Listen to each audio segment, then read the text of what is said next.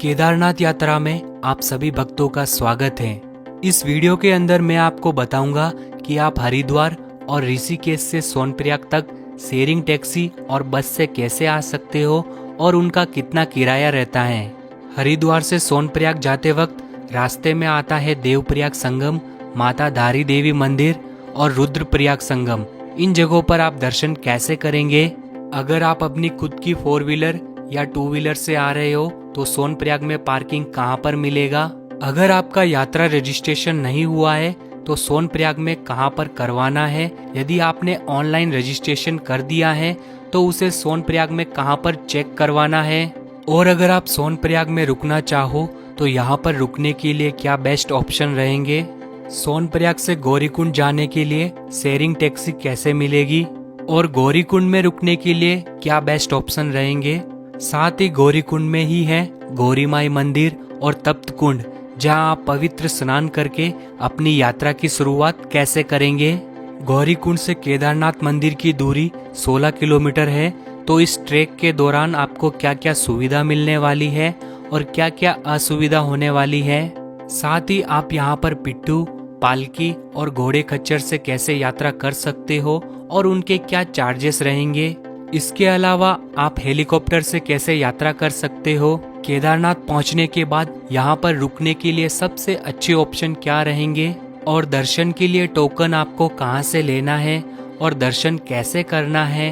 केदार बाबा के दर्शन करने के बाद यहाँ पर बने श्री ईशानेश्वर महादेव मंदिर, अमृत कुंड, भीमशिला, श्री आदि गुरु शंकराचार्य जी की समाधि, बाबा बर्फानी मंदिर, रेतस कुंड और श्री भैरवनाथ मंदिर में आपको दर्शन कैसे करना है। और वीडियो के एंड में आपको बताऊंगा कि इस यात्रा के दौरान आपका कितना खर्चा होने वाला है। तो चलिए दोस्तों, शुरू करते हैं केदारनाथ धाम यात्रा। कमेंट में हर हर महादेव का जयकारा जरूर लगा देना।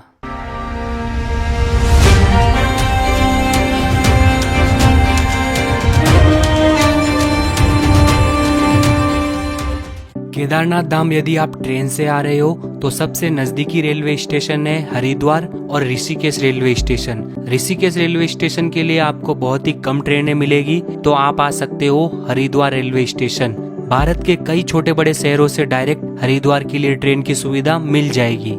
हरिद्वार रेलवे स्टेशन के गेट नंबर 3 और 4 से जब आप बाहर आएंगे तो राइट साइड में आपको थोड़ा आगे चले आना है। यहाँ पर आपको गेट नंबर 2 नजर आएगा। इसी गेट के सामने बहुत सारे टूर्स एंड ट्रैवल्स वाले के ऑफिस है। यहाँ से आपको सोनप्रयाग जाने के लिए शेयरिंग टैक्सी मिल जाएगी, जिसका किराया 800 रुपए पर पर्सन रहता है। और यहीं से ही आप सोनप्रयाग और चारों धामों की यात्रा के लिए टैक्सी भी हायर कर सकते हो। और इसी टैक्सी स्टैंड के पास में ही बस स्टैंड भी बना हुआ है। यहाँ से आपको सोनप्रयाग जाने के लिए 600 रुपए में बस की सुविधा भी मिल जाएगी। तो हरिद्वार से सोनप्रयाग जाने के लिए हमने शेयरिंग टैक्सी ली है और हरिद्वार से सोनप्रयाग की दूरी लगभग 225 किलोमीटर है और हमें सोनप्रयाग तक पहुँचने में लगभग 7 से 8 घंटे का समय लग जाएगा।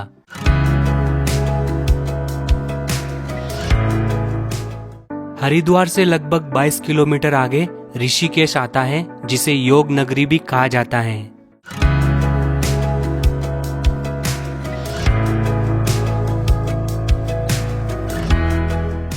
हरिद्वार से ऋषिकेश होते हुए हम लगभग 70 किलोमीटर आगे आ चुके हैं और यहाँ पे हमने खाने पीने के लिए स्टॉप लिया है। यदि आप बस से आते हैं तो बस भी रास्ते में खाने पीने के लिए रुकती है। हम जहाँ पर खाने पीने के लिए रुके थे वो जगह बहुत ही खूबसूरत थी। यहाँ से हमें पहाड़ों के साथ में नदी का खूबसूरत सा व्यू दिख रहा था।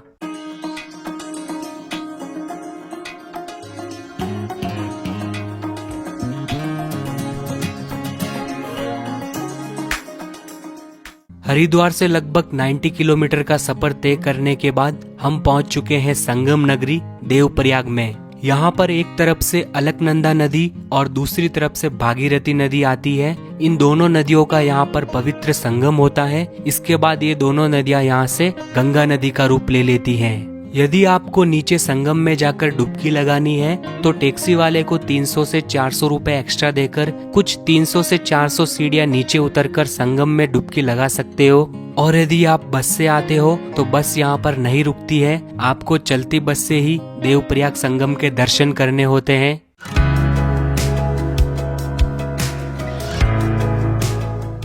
देवप्रयाग संगम से जैसे ही आप आगे बढ़ते हैं तो रास्ते में कई सारी जगहों पर आपको बंजी जंपिंग के स्पॉट देखने को मिलते हैं, तो यहाँ पर आप बंजी जंपिंग जैसे एडवेंचर भी कर सकते हो। हरिद्वार से लगभग 130 किलोमीटर का सफर तय करने के बाद हम पहुंच चुके हैं उत्तराखंड के श्रीनगर टाउन में, जो अलकनंदा नदी के किनारे पर बसा हुआ है। हरिद्वार से 140 किलोमीटर आगे आने के बाद यहाँ पर माता धारी देवी का भव्य मंदिर बना हुआ है। मंदिर तक जाने के लिए आपको 700 से 800 मीटर नीचे उतरकर जाना होगा।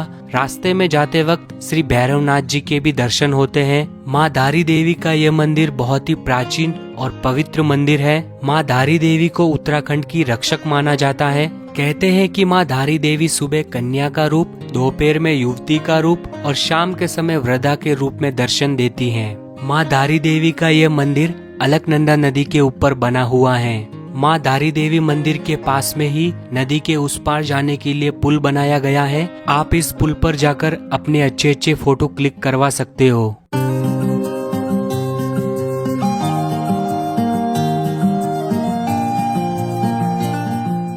हरिद्वार से 160 किलोमीटर का सफर तय करने के बाद हम आ गए हैं रुद्रप्रयाग संगम पर। यहाँ पर एक तरफ बद्रीनाथ से अलकनंदा नदी और दूसरी तरफ से केदारनाथ से मंदाकिनी नदी आती है। इन दोनों नदियों का यहाँ पर पवित्र संगम होता है और ये स्थान भगवान शिव रुद्र को समर्पित है, इसीलिए इसे रुद्रप्रयाग संगम कहते हैं।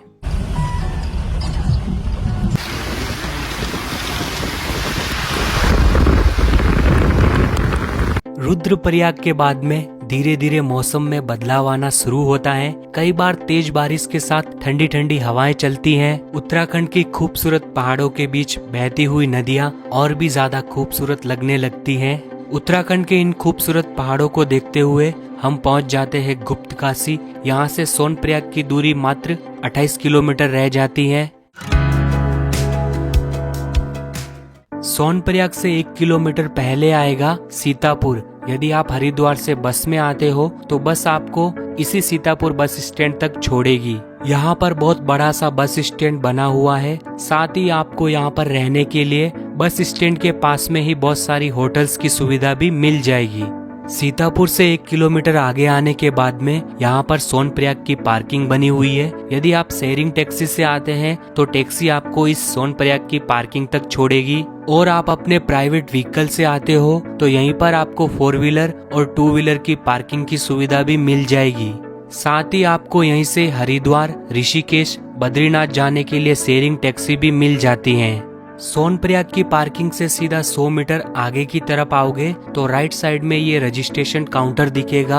अगर आपने ऑनलाइन रजिस्ट्रेशन किया है तो यहाँ पर आपको अपना रजिस्ट्रेशन चेक करवाना है। अगर ऑनलाइन रजिस्ट्रेशन नहीं किया है तो यहाँ पर आपका रजिस्ट्रेशन भी हो जाएगा, बस अपने पास अपना आधार कार्ड जरूर रखना। सोनप्रयाग में रजिस्ट्रेशन काउंटर के आसपास में रुकने के लिए बहुत ही अच्छे होटल्स की सुविधा मिल जाएगी। यहाँ पर आपको 2 लोगों के लिए 1000 से लेकर 1500 रुपए की रेंज में काफी अच्छे होटल्स मिल जाते हैं। सोनप्रयाग का मार्केट काफी बड़ा है। यहाँ से आपको ट्रेकिंग से रिलेटेड जरूरी सामान के साथ ही बहुत सारी चीजें भी मिल जाएगी। यहाँ से आप शॉपिंग भी कर सकते हो। सोनप्रयाग के मार्केट से होते हुए अभी हम जा रहे हैं गौरीकुंड की तरफ। सोनप्रयाग के मार्केट से लगभग आधा किलोमीटर आगे चलकर आओगे तो आपको ये पुल नजर आएगा। पुल पार करते ही गौरीकुंड जाने के लिए टैक्सी की सुविधा मिलेगी। पुल पार करते ही यहाँ से गौरीकुंड जाने के लिए शेयरिंग टैक्सी मिलेगी, जिसका किराया 50 रुपए पर पर्सन रहता है। हरिद्वार से हम सुबह 9 बजे निकले थे और गौरीकुंड पहुँचते पहुँचते रात के 8 बज चुके थे, क्योंकि रास्ते में बहुत ज्यादा ट्रैफिक था और सोनप्रयाग से गौरीकुंड की दूरी लगभग 5 किलोमीटर है।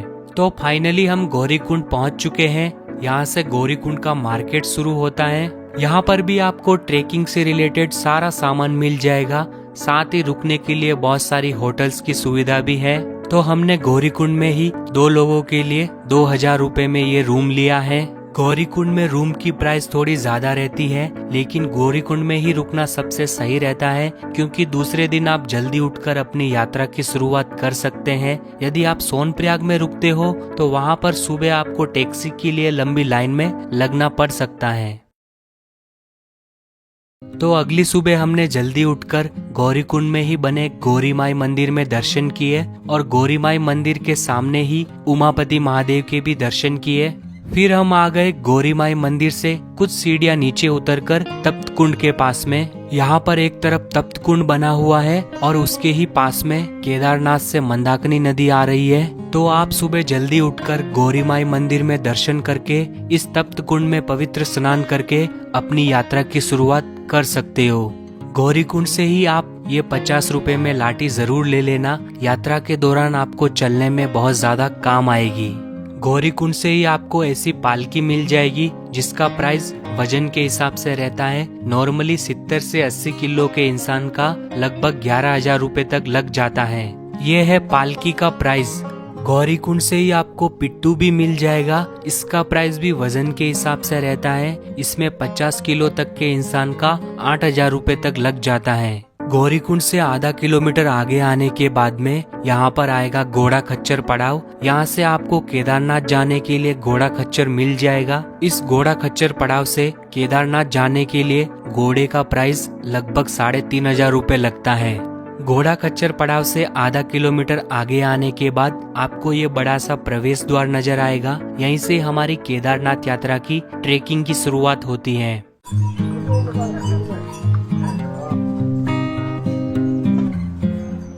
जैसे जैसे हम आगे बढ़ते हैं हमें खूबसूरत पहाड़ों में बर्फ नजर आने लगती है।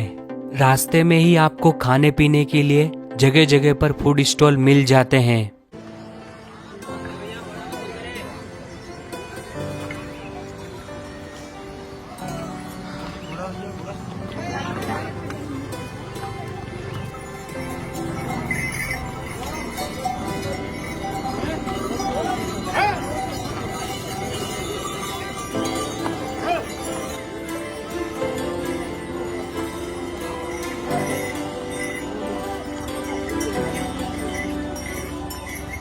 जगह जगह पर बारिश से बचने के लिए ऐसे रेन शेल्टर बनाए गए हैं। गौरी कुंड से लगभग 3 किलोमीटर चलने के बाद सबसे पहले आएगा चीरवासा भैरवनाथ जी का मंदिर।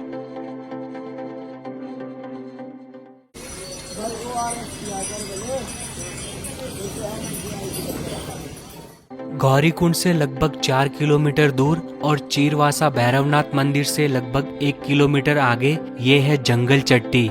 यहाँ पर आपको रुकने के लिए कैंप और मेडिकल सुविधा के साथ साथ खाने पीने की भी चीजें मिल जाती हैं। ट्रेकिंग करते समय इलेक्ट्रोल पाउडर जरूर पीते रहे, इससे ट्रेकिंग के दौरान बहुत ज्यादा मदद मिलेगी।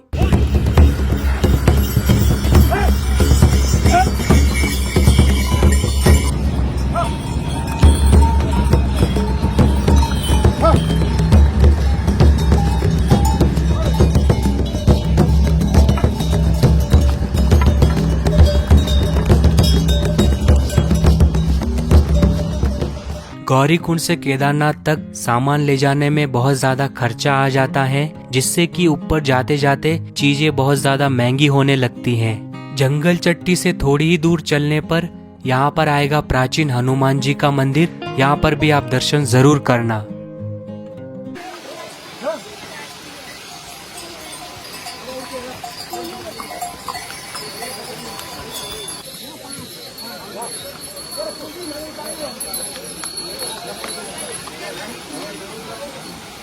गौरी कुंड से लगभग 7 किलोमीटर और जंगल चट्टी से 4 किलोमीटर चलने के बाद यहाँ पर आएगा भीमबल्ली। इस भीमबल्ली में आपको रुकने के लिए कैंप की सुविधा और मेडिकल सुविधा भी मिल जाएगी और साथ ही आपको भीमबल्ली में दर्शन होंगे महाबली हनुमान जी के। और भीमबल्ली से भी आपको ऊपर जाने के लिए घोड़ा खच्चर मिल जाएगा, जिसका प्राइस गौरी कुंड से भी कम रहेगा। भीमबल्ली से थोड़ी ही दूर आगे आने पर यहाँ पर आपको 2 रास्ते नजर आएंगे। लेफ्ट साइड में पैदल यात्रियों के लिए मार्ग बना हुआ है और राइट साइड में घोड़ा खच्चर जाने के लिए मार्ग है। ये दोनों रास्ते लगभग 1 से 1.5 किलोमीटर बाद आगे जाकर वापस मिल जाते हैं।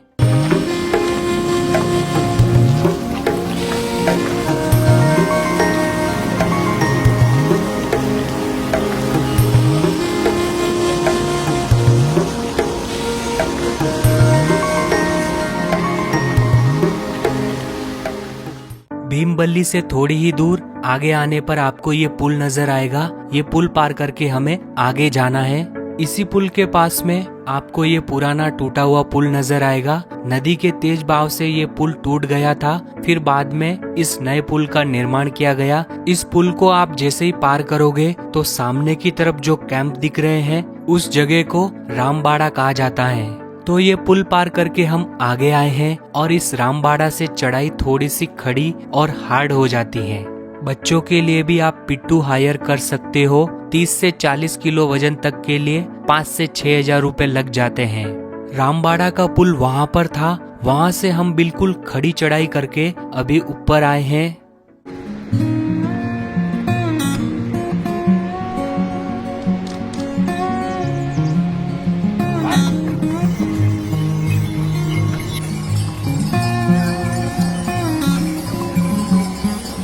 रास्ते में आप ड्राई फ्रूट्स और हल्का फुल्का गरम खाना पीना जरूर खाते रहिए।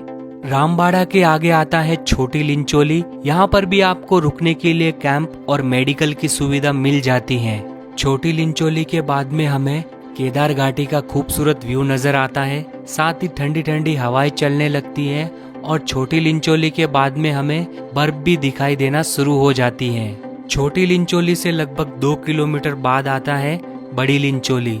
छोटी लिंचोली और बड़ी लिंचोली के बीच हमें यहाँ पर बहुत बड़ा सा ग्लेशियर देखने को मिलता है।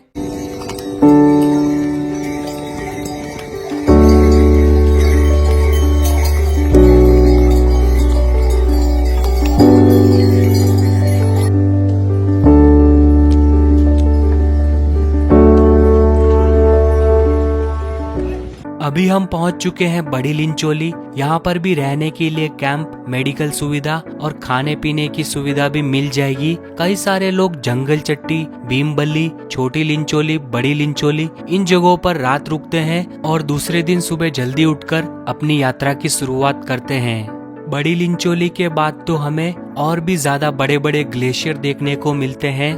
इस बार केदारनाथ यात्रा थोड़ी जल्दी शुरू हुई थी, इस वजह से हमें बहुत ज्यादा ग्लेशियर देखने को मिल रहे हैं। ये ग्लेशियर आपको मई के एंड तक ही देखने को मिलेंगे।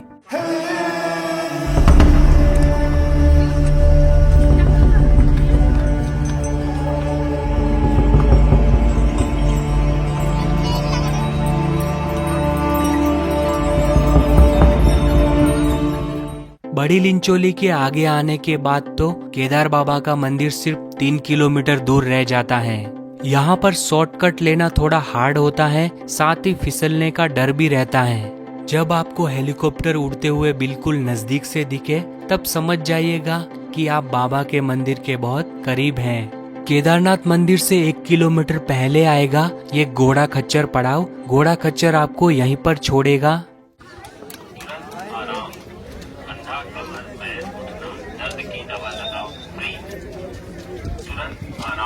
घोड़ा खच्चर पड़ाव से आगे ही नंदी बेस कैंप है। यहाँ पर आपको रुकने के लिए टेंट की सुविधा कम प्राइस में मिल जाती है। आखिर में आपको ये प्रवेश द्वार नजर आएगा। जैसे ही आप इस द्वार से अंदर आएंगे तो सीधा सामने की तरफ आपको बाबा केदार के दर्शन होंगे। पालकी और पिट्ठू वाले आपको इसी प्रवेश द्वार के पास में छोड़ेंगे।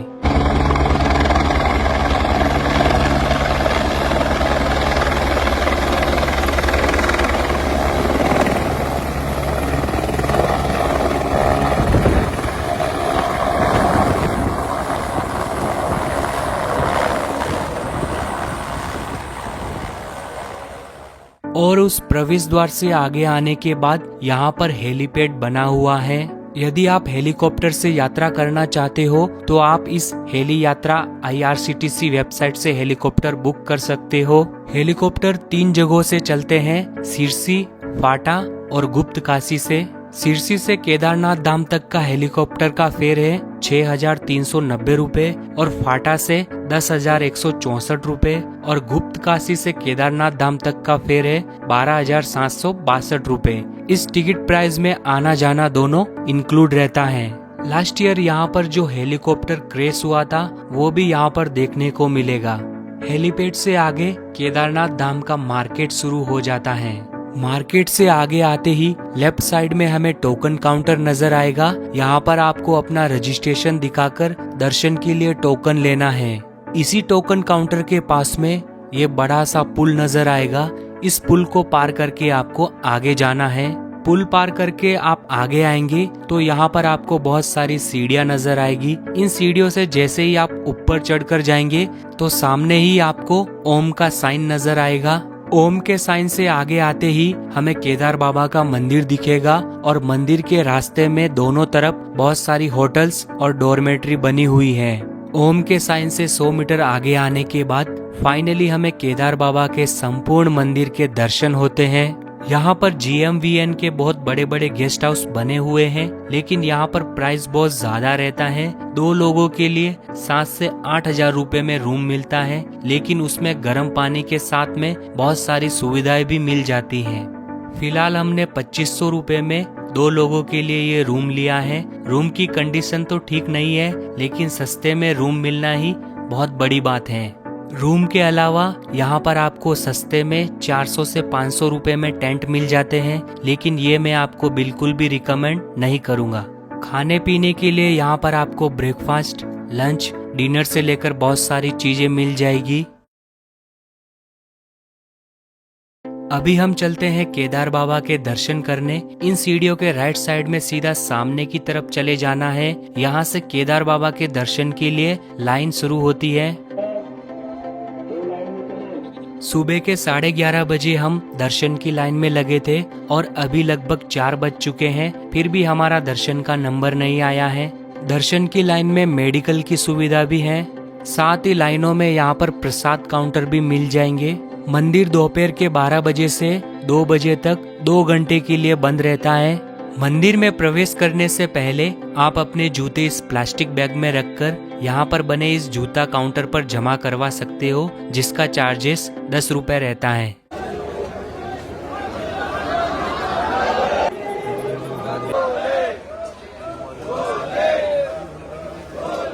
दर्शन की लाइन में हम सुबह 11:30 बजे लगे थे। मंदिर के मुख्य द्वार तक पहुँचते पहुँचते शाम के 5:30 बज गए हैं। मंदिर के मुख्य द्वार के बाहर ही नंदी महाराज विराजमान है, तो चलिए आप दर्शन कीजिए सीधे गर्भगृह से बाबा केदारनाथ जी के।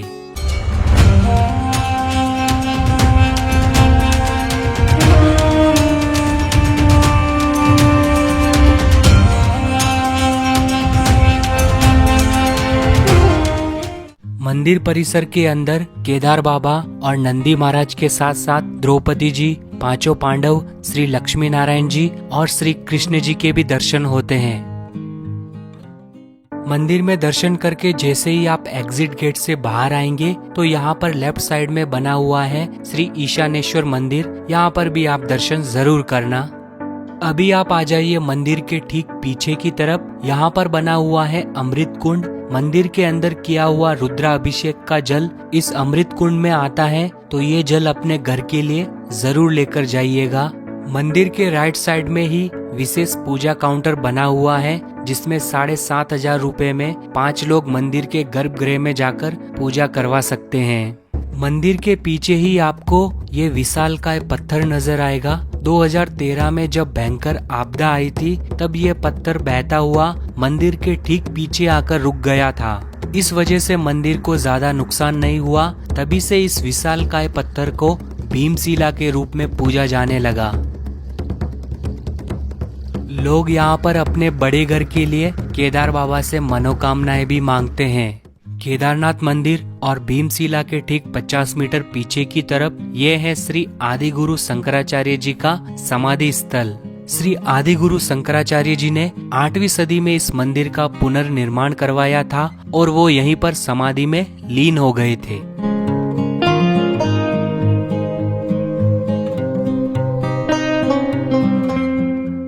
केदारनाथ मंदिर में दर्शन करके जैसे ही आप एग्जिट गेट से बाहर आते हैं तो एग्जिट गेट के ठीक सामने की तरफ श्री भैरवनाथ मंदिर जाने के लिए रास्ता बना हुआ है। केदारनाथ मंदिर के लेफ्ट साइड से होते हुए ये पुल पार करके अभी हम जा रहे हैं श्री भैरवनाथ मंदिर में दर्शन करने, जिसकी दूरी केदारनाथ मंदिर से लगभग 1 किलोमीटर दूर है।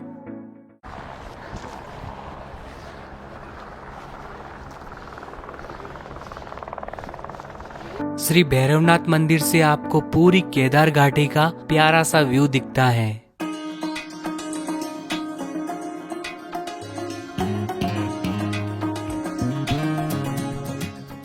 तो केदारनाथ मंदिर से लगभग 1 किलोमीटर का ट्रेक करने के बाद हम पहुंच चुके हैं श्री भैरवनाथ मंदिर। कहा जाता है कि श्री भैरवनाथ जी पूरी केदार घाटी के रक्षक माने जाते हैं, तो आप दर्शन कीजिए श्री भैरवनाथ जी के।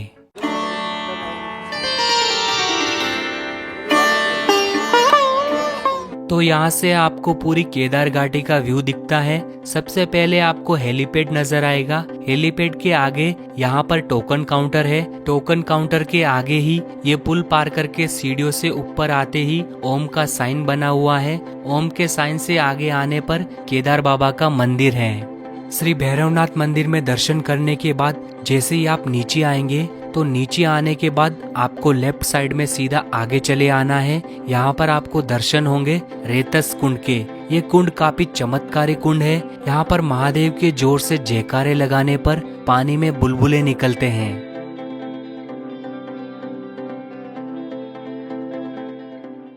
टोकन काउंटर के आगे ये पुल पार करके अगर आप राइट साइड में आओगे तो यहाँ पर आपको ये GMVN का बड़ा सा गेस्ट हाउस दिखेगा। इसी गेस्ट हाउस के जस्ट पास में अंदर सामने की तरफ हॉस्पिटल बना हुआ है। यहाँ पर आपको फ्री में मेडिकल सुविधा भी मिल जाएगी। शाम को 7 बजे यहाँ पर केदार बाबा की आरती होती है। लोग यहाँ पर 5 बजे से ही आरती में शामिल होने के लिए मंदिर परिसर के बाहर बैठ जाते हैं। आप भी एक बार बाबा केदार की आरती में जरूर शामिल होना। जहाँ से दर्शन की लाइन शुरू होती है उसी के पास से ये पुल पार करके आप आगे जाओगे तो वहाँ पर बाबा बर्फानी जी का मंदिर है। बाबा बर्फानी जी का मंदिर ठीक हेलीपैड के ऑपोजिट साइड में बना हुआ है और बीच में मंदाकिनी नदी है। केदारनाथ में आपको भंडारे की सुविधा भी मिल जाएगी। दोस्तों, केदारनाथ यात्रा में आपको क्या क्या जरूरी सामान लगने वाला है उसकी लिस्ट मैंने डिस्क्रिप्शन और पिन कमेंट में दे दी है। यदि आप ये प्रोडक्ट बाय करना चाहते हो तो इसका लिंक भी मैं आपको डिस्क्रिप्शन में दे दूंगा। अभी बात करते हैं दोस्तों, इस यात्रा के दौरान आपका कितना खर्चा होने वाला है। हरिद्वार से केदारनाथ धाम में दर्शन करके वापस हरिद्वार आने में आपको टोटल 4 दिन लग जाएंगे और इस 4 दिन के बीच में कहाँ पर कितना कितना खर्च होने वाला है ये सारा मैंने यहाँ पर लिख दिया है। पर पर्सन के हिसाब से लगभग 8 से 9 हजार रुपए लग जाएंगे। इसमें मैंने आपके शहर से हरिद्वार तक आने का खर्चा ऐड नहीं किया है, वो आप अपने हिसाब से कर लेना। जितना आप यात्रा में कंफर्ट जोन ढूंढोगे उतना ही आपका खर्चा बढ़ेगा और जितना ही आप एडजस्ट करके चलोगे उतना ही आपका खर्चा कम होगा।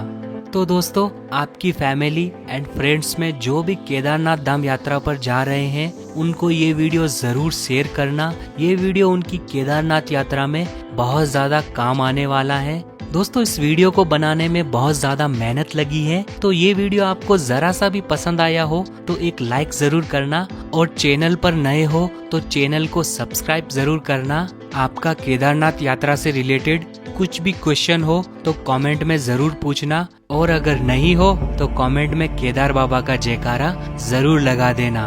आपकी यात्रा मंगलमय हो। जय श्री केदार।